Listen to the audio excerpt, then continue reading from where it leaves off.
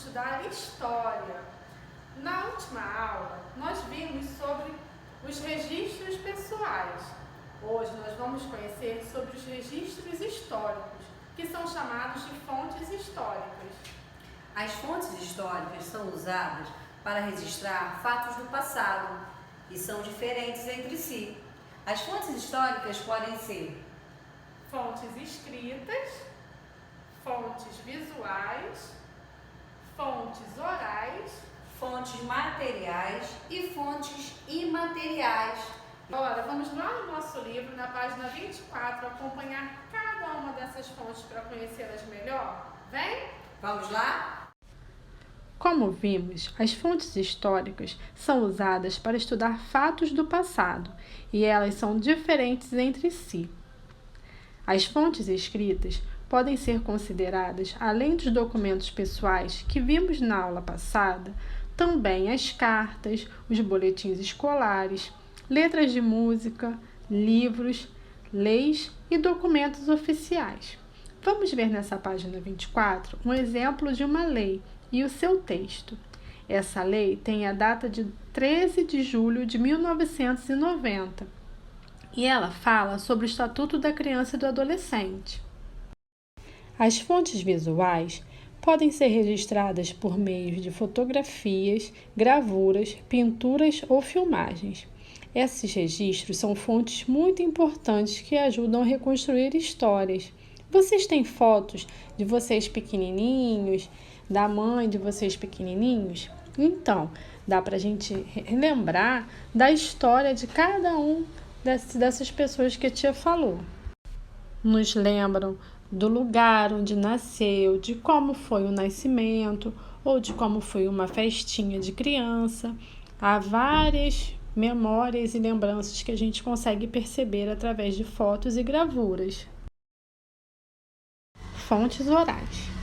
Muitos acontecimentos de nossa vida e outros fatos passados podem ser conhecidos por meio de conversas com os familiares ou de relatos de pessoas mais velhas, como os nossos avós ou vizinhos mais antigos. As conversas, os relatos e as entrevistas são consideradas fontes orais. Fontes materiais.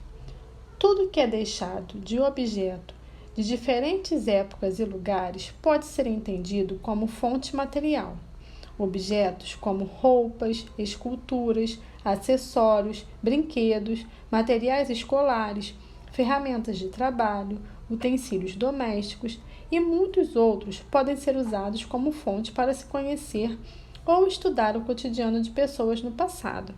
Vamos observar essas imagens. Nós temos umas moedas, berços de madeira, jarra de chá e brinquedos antigos. Prestem bastante atenção como eles são parecidos com os nossos. Fontes imateriais. As fontes imateriais podem ser definidas como algo que a gente não pode tocar. Por exemplo, nós conhecemos que algumas fontes são objetos, outras são documentos. Já as fontes imateriais são transmitidas por meio da tradição oral. Como exemplo, nós temos as festas, as celebrações, as danças, costumes, folclore, formas de expressão, lendas, entre outras. Vamos observar as imagens da nossa página? São imagens que nos remetem a tradições de algumas cidades brasileiras. Agora, um desafio. Você saberia contar para a tia alguma festa ou alguma tradição cultural que pode ser considerado uma fonte imaterial? Vou ficar esperando. Agora, vamos fazer atividades sobre o que a gente aprendeu. Na número 1, vocês vão marcar um X nos itens que correspondem a documentos pessoais. Na número 2, nós vamos destacar do material de apoio imagens referentes aos tipos de fonte históricas e depois colocá-las nos espaços correspondentes.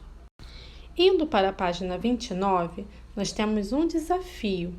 Vamos observar essa imagem e depois marcar um X na fonte histórica na qual ela se refere. Façam com bastante atenção.